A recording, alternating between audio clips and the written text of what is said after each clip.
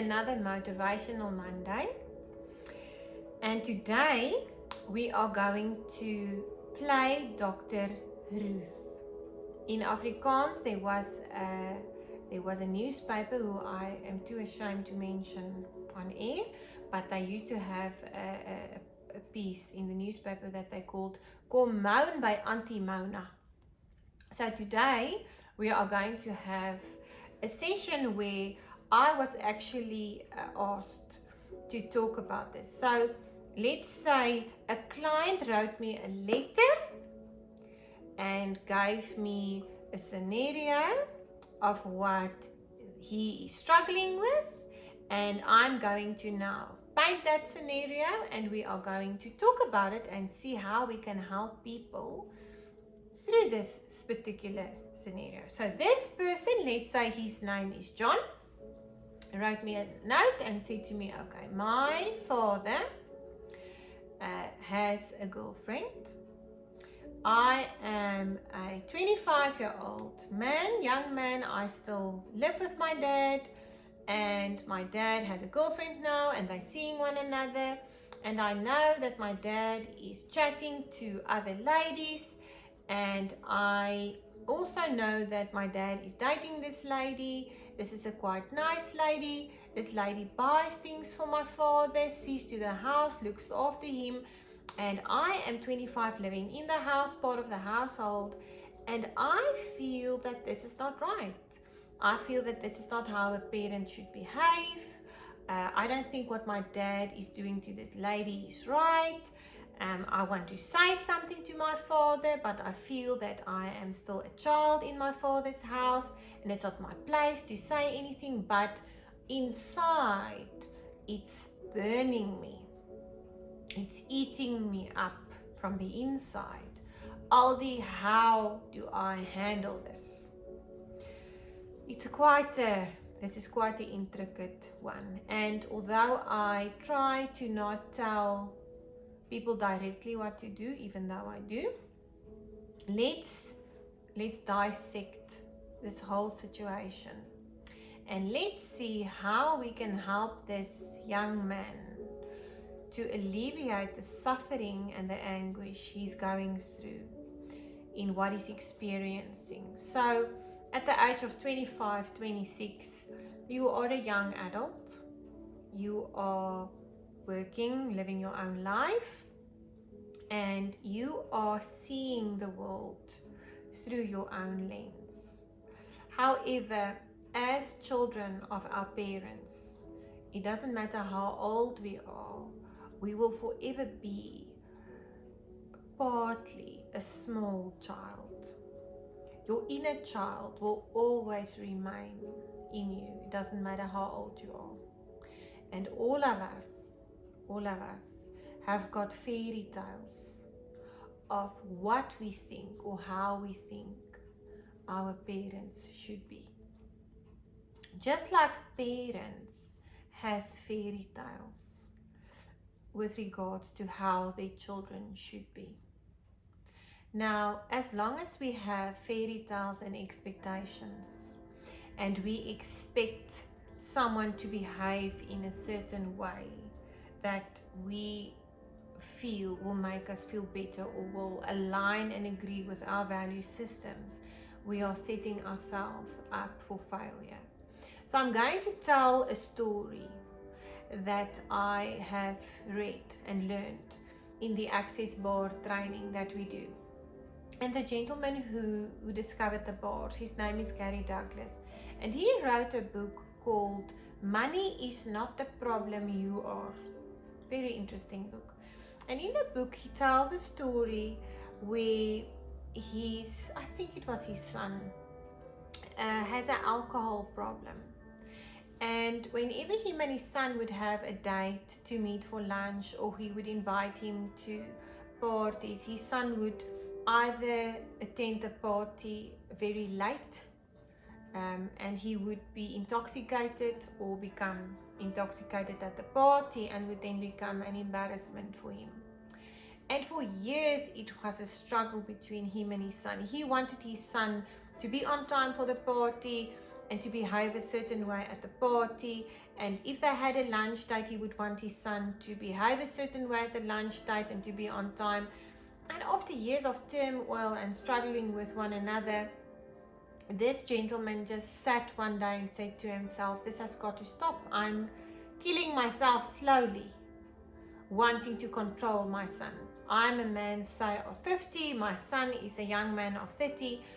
I am now going to make different choices.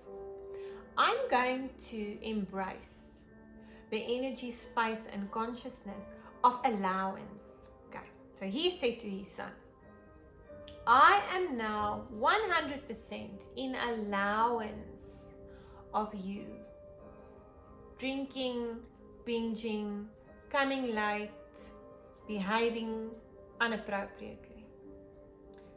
Do that, live your life, be drunk, do whatever you want, but not on my turf, not in my house that I'm paying. So if you want to drink and you want to be late, go and do it. I'm not going to judge it. I'm going to be in allowance of it because you are a mature person, you're an adult, you are living your own life, and you are responsible for your own life. I'm going to stop judging it because you have your reasons for doing it. I'm going to be in allowance of your life journey, of your life lessons, of your process where you are now. I'm going to allow you to live your life. I'm going to allow you to mess up your life. Because how can that man change his son who's an adult man? I'm going to be in allowance of that. And I'm also now going to be in allowance of my expectations that I want. So this gentleman feels that when you go and meet him for lunch, you should be on time. And you should not be intoxicated, and you should not embarrass yourself in public or at a house party. So both sides have got their points of use. It all comes down to a decision that needs to be made. And this gentleman said to his son, I love you. You are my child. I care for you a lot. I'm going to be in allowance for you living your life. However, when you come and visit me, be on time and be sober and behave appropriately, or unfortunately I cannot invite you to my house or visit you for lunch dates anymore. So that gentleman had to make a choice. He had to say, my son is not going to change. I have to be in allowance of his process, of his birthright, of what he's choosing in his life. He is an adult. So exactly this I'm going to say to this young man who's written this letter to me, this email to me, and said, this is my problem. You have to be in allowance of what your father is doing. Your father is an adult. He's choosing to live his life a certain way. The lady who is choosing to be in a relationship with him is an adult. Just like your parents cannot tell you at 25, 26 how to live your life anymore, you can also not do the same.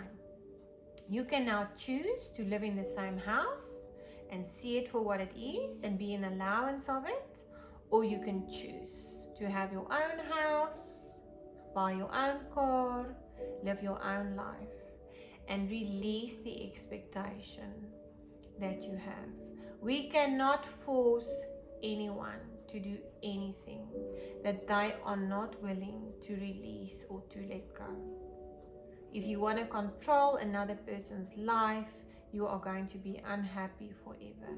We have to allow people to live their lives, to lead their lives accordingly, to live in allowance.